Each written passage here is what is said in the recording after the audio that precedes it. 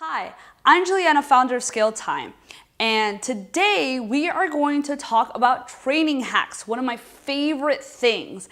And today's method is called the trainee video method. And there's 5 steps to this method that I'm going to walk you through.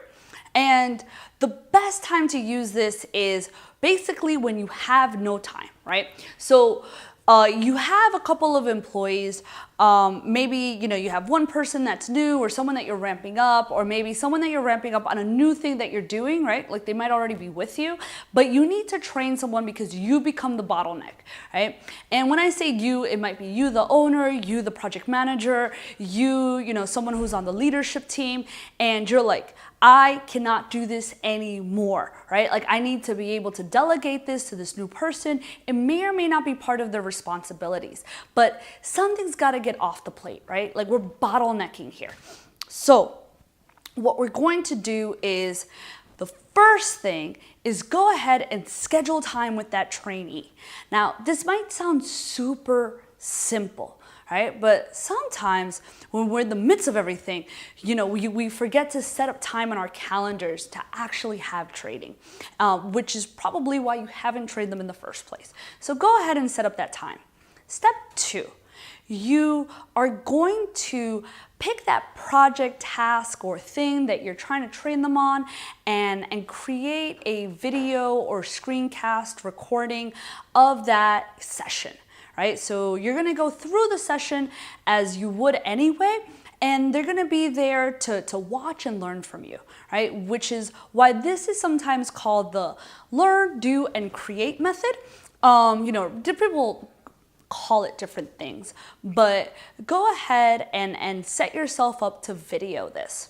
Step 3, have them take notes and ask questions and really take the liberty to learn and master this information as you're teaching it to them, right? So you really want them to ask as much as they possibly can, right? And trust me, promise me that nothing is common sense, right? So even if you're like, why are you asking me this question?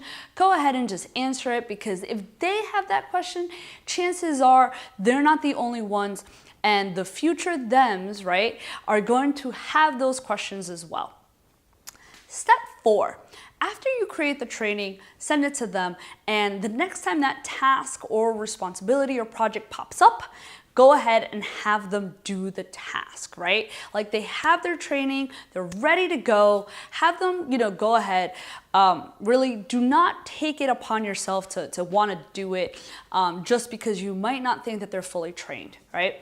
This whole training hacking is about letting go of perfectionism and letting go of control. You may have to do some review, and that's okay, but have them do the actual task and see what was missing from the training.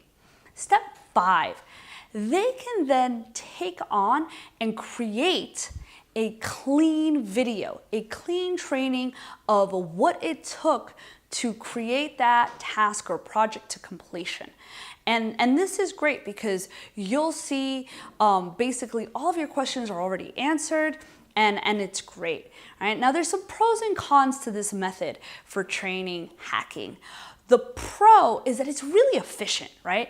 It's really efficient, it's hands-on, it's interactive, it's engaging, right? You're with that person and you're able to answer all of their questions, or at least, 80-20 it, right? You're able to answer most of their questions at one time, right?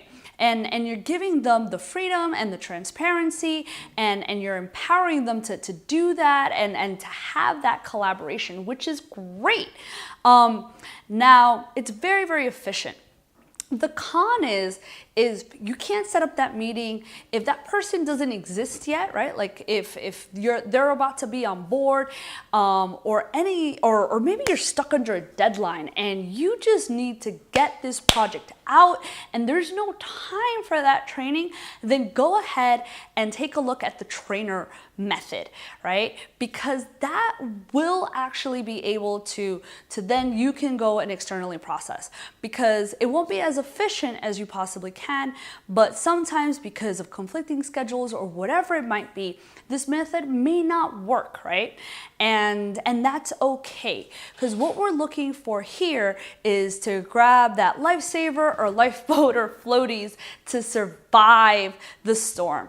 All right, guys, now I would love to hear from you about other training hacks and other training methods that you've come across, and subscribe below and tell me everything that's going on in terms of your training. Ciao!